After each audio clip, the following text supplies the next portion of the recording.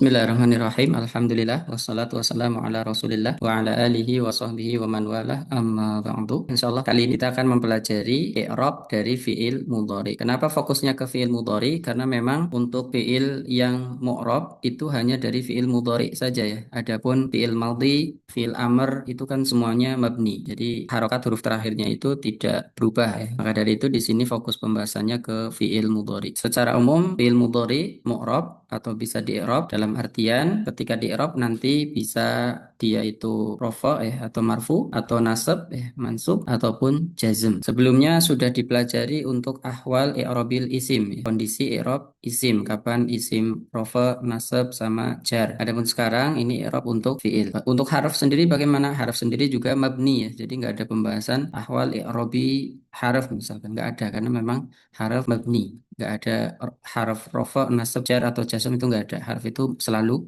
mabni dan itu diantara ciri-ciri harf ya, selalu mabni. Baik, untuk al-halah al-ula ya, untuk i'rab yang pertama, kondisi i'rab yang pertama, fiil mudhari bisa i'rabnya itu marfu ya atau rofa ya, memiliki i'rab rofa atau fiil tersebut fi'lun marfu'un. Kapan? Idza lam yasbiqhu harfu nasbin atau harfu jazmin. Berarti ini kembali ke hukum asal ya. Fi'il mudhari marfu ketika tidak didahului oleh huruf nasab maupun huruf jazm ya. Apa itu huruf nasab dan huruf jazm? Ya, kalau huruf nasab itu huruf yang menyebabkan fi'il tersebut menjadi mansub ya. Adapun harfu jazmin berarti huruf-huruf yang menyebabkan sebuah fi'il mudhari menjadi majzum. Nanti akan dibahas di bawah ya ketika kita akan membahas nasab dan jazm. Untuk contoh dari fiil mudhari ini hukum asal ya, berarti ketika nggak ada harfu nasbin ataupun harfu jazmin, nggak ada huruf-huruf yang mendahului fiil mudhari tersebut sehingga menjadi mansub ataupun menjadi majzum. Ini syaratnya supaya fiil mudhari tetap marfu. Contohnya ana aktubu ad-darsa. Di sini aktubu, saya sedang menulis pelajaran. Ya, marfu ya, pakai dhammah. Untuk alamatul i'rab sudah dibahas di pembahasan sebelum-sebelumnya ya. Untuk selain al-af'al al-khamsah, dhamir huwa, hiya, anta, ana, nahnu ya, ketika mudhari maka alamatu raf'ihi dhammah. Kemudian contoh untuk yang al-af'al al-khamsah yaitu hum yaktubuna ad-darsa. Mereka sedang menulis pelajaran ya. Yaktubuna. Di sini alamatu rofaknya tubutu nun. Kalau tadi yang ana domah ya, alamatu rofaknya domah. Di sini untuk al-af'al al-khamsah pakai huruf ya. Ketika marfu subutun nun, nunnya itu tetap ada. Maksudnya subut itu tetap nggak dihapus. Itu subut. Kemudian contoh lain huwa yad'u rabbahu. Ini contoh lain untuk fiil mudhari tapi huruf terakhirnya termasuk huruf illah. Ketika huruf terakhirnya huruf illah, wawu atau ya atau alif, maka harokat dhammahnya itu nggak nampak ya, nggak kelihatan. Maka nanti alamatu raf'ihi dhammah muqaddarah ya, dhammah muqaddarah. Ini nanti untuk alamatu i'rab ya bisa dilihat di pembahasan sebelumnya, jadwal alamatil i'rab ya. Di sini ada alamat dhammah fi'il mudhari ketika fi'il mudhari sahih pakai dhammah atau bisa dhamma muqaddarah ya ketika fiilnya fiil mudhari mu'talul akhir atau huruf terakhirnya huruf illah atau subutun nun ya ketika al-af'al al khamsah ya bisa dilihat di pembahasan sebelumnya untuk lengkapnya ya. Nah, ini jadi ada sisi murojaahnya dari pelajaran alamatul i'rab yang dibahas sebelumnya. Cuma di sini fokus ke alamatul i'rab lil fiil ya. Atau kita fokusnya itu ke kondisi i'rab fiil mudhari ya. Adapun alamatnya sudah dibahas sebelumnya. Baik, untuk halatul tsaniyah, kondisi yang kedua untuk i'rab fiil mudhari adalah nasab atau fiilnya disebut dengan fi'lun mansubun. Kapan sebuah fiil mudhari menjadi mansub atau fi halatin nasbi?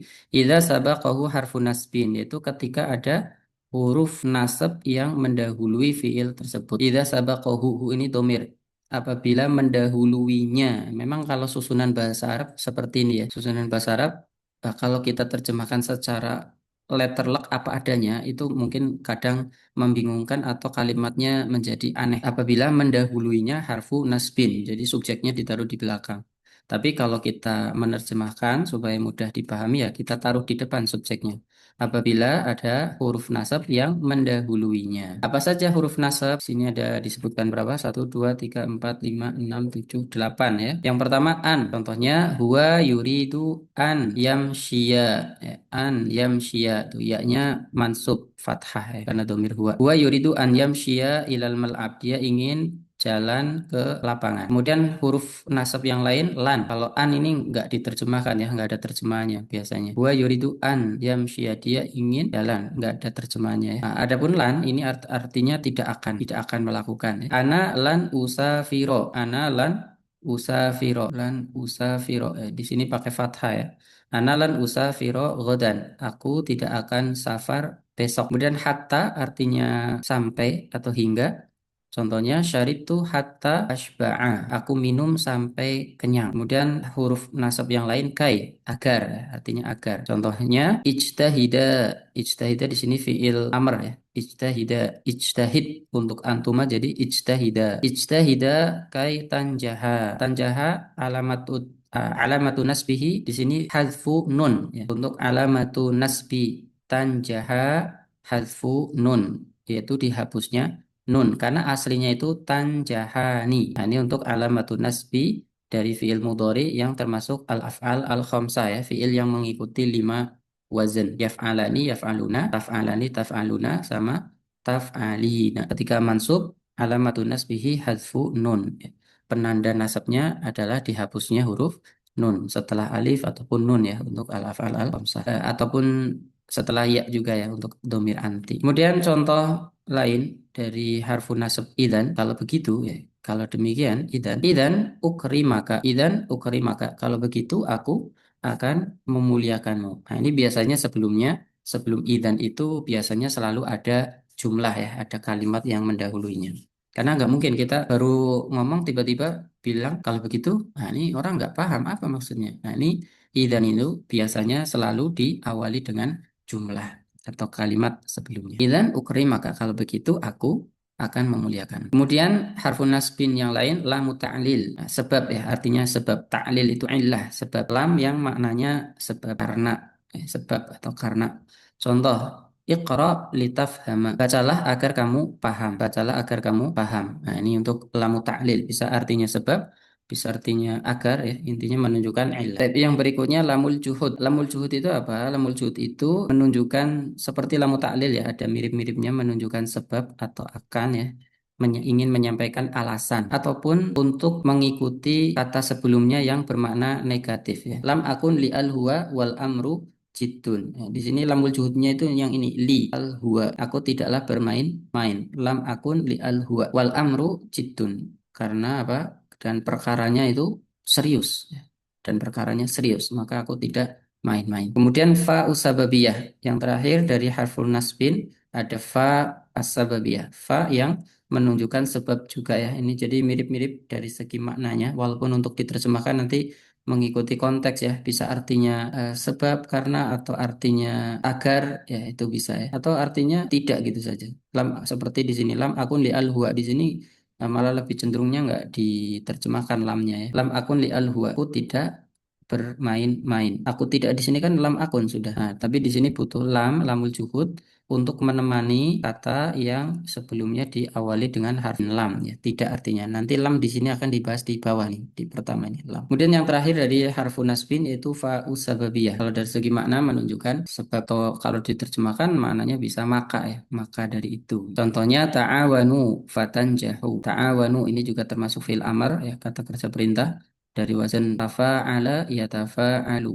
Ya, kalau fi'il amarnya kan tafa'al. Nah, ini untuk antum tafa'alu, saling tolong menolonglah, fatan jahu, maka kalian akan berhasil. Dan di sini untuk alamatun nasbinya juga hadfu nun ya, karena fi'ilnya termasuk al-af'al al-khamsah. Yang terakhir jazm ya. Al-hala ats-tsalitsah, kondisi i'rab yang ketiga untuk fi'il mudhari adalah jazm. Kapan? Idza sabaqahu adatu jazmin. Apabila ada adatul jazm, ya, di sini bukan harfu jazm ya. Beda dengan yang nasab. Nasab itu harfu nasab karena memang tidak ada yang membuat sebuah fi'il mansub kecuali memang harf. Beda dengan jazm ya. Fi'il bisa menjadi jazm disebabkan karena sebuah harf ya. Seperti contohnya di sini lam, lama, lamur amr, lamun nahyah, ini semuanya contoh dari harfu jasmin. Tapi bisa jadi fi'il mudhari madzum disebabkan karena susunan tertentu ya. Seperti contohnya dalam susunan kalimat syarat yang menunjukkan ada persyaratan ya. Seperti contohnya man yazra yahsud. Di situ man bukan harf ya, adatul jazm ya, alat atau kata yang bisa menjazmkan fiil yang termasuk ismu syarat. Jadi untuk yang menjazmkan fiil mudhari tidak selalu huruf, bisa berupa isim. Contohnya dalam konteks syarat. Nah, cuma di sini fokus kita ke huruf saja. Karena kalau kita bahas tarkib-tarkib yang menyebabkan sebuah fiil mudhari menjadi jazm, ini terlalu panjang, terlalu banyak, dan mungkin untuk kelas pemula nanti malah takutnya bingung ya, belum nyambung. Jadi kita mulai dari yang lebih mudah dulu, yaitu fokus ke harafnya dulu. Lam, yang pertama. Lam. Contohnya lam akul al-fatur. Lam akul. Aku belum makan al-fatur ya, belum sarapan, belum makan sarapan. Kemudian huruf jazm yang kedua ada lamma. Lama artinya tidak juga ya, seperti lam tadi. Cuma apa bedanya lama? Contohnya kalau di sini kan lama akul, aku belum makan. Artinya kalau kita terjemahkan sama, belum ya. Cuma bedanya apa? Lam akul al-fatur sama lam ma'akul al-fatur misalkan ya. Lam ma'akul atau kita bilang lam ma'akul. Nah, bedanya kalau yang pakai lam mimnya sukun ini hanya menunjukkan tidak terjadinya suatu fiil di masa lampau dan sudah berhenti ya sampai situ. Adapun lamma ini memang menunjukkan tidak terlaksananya sebuah fiil di waktu yang lampau tapi mungkin terjadi di waktu sekarang atau di masa mendatang. Contohnya, lama aku belum makan. Ya tadi, barangkali sebentar lagi saya akan makan. Maka kita gunakan lama, lama, lama aku belum makan dan akan makan. Tapi kalau lam akul al-fatur, aku tadi itu nggak makan sarapan. Sudah jelasin kejadian di tadi pagi saja bahwasanya aku tidak makan sarapan pagi. Udah titik sampai situ. Nah, kalau lama, ini menunjukkan kalau dia memang belum makan, tapi bisa jadi setelah ini dia akan makan. Kemudian yang berikutnya lamul amr atau lam yang maknanya atau di lam yang fungsinya untuk perintah ya. Ketika bersambung dengan fiil mudhari, maka fiil mudhari maknanya menjadi perintah. Ini khususnya ya sering dipakai untuk fiil mudhari domir huwa huma hum hiya huma hunna. Ya, adapun untuk anta antuma antum anti antuma antuna itu kan menggunakan tasrif fiil amr ya. If'al if'ala if'alu if'ala if'al if'ala if'alu gitu ya pakai tasrif fiil amr. Adapun untuk domir huwa hiya hum sampai hunna ini kan nggak ada tasrifil amarnya, maka solusinya ketika kita mau mengungkapkan perintah untuk orang ketiga kita gunakan lamul amr ya. Lam tapi maknanya amr ya, menunjukkan perintah dan ini menyebabkan fiil mudhari'nya menjadi majzum. Contohnya di sini liya'tini al-an ya, suruh dia supaya mendatangiku sekarang.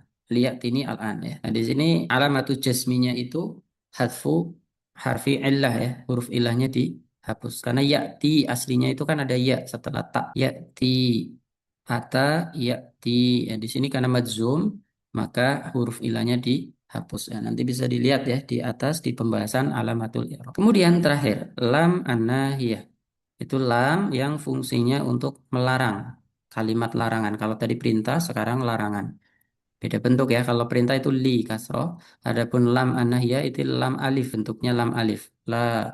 Contohnya la tadhab, janganlah kamu pergi. Kamu jangan pergi ya. Kamu jangan pergi. La tadhab. Demikian untuk pembahasan ahwalu i'rabil fi'il mudhari ya. Kondisi i'rab dari fi'il mudhari beserta contoh-contohnya ya. Kapan sebuah fi'il rafa atau marfu atau mansub atau majzum dan juga contoh-contohnya.